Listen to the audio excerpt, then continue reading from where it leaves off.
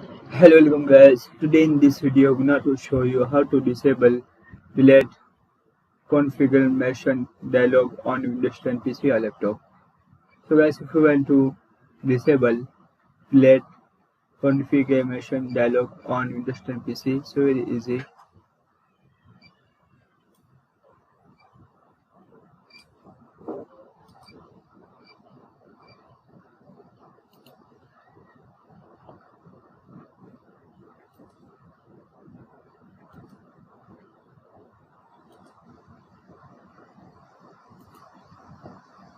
Click on properties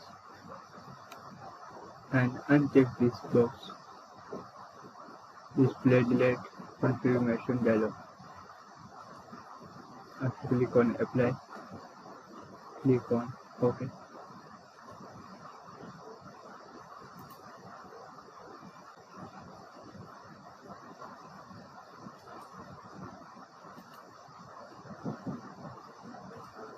There is. So guys, this is very simple and easy method if you want to disable delete configuration dialog on Windows 10 PC or laptop.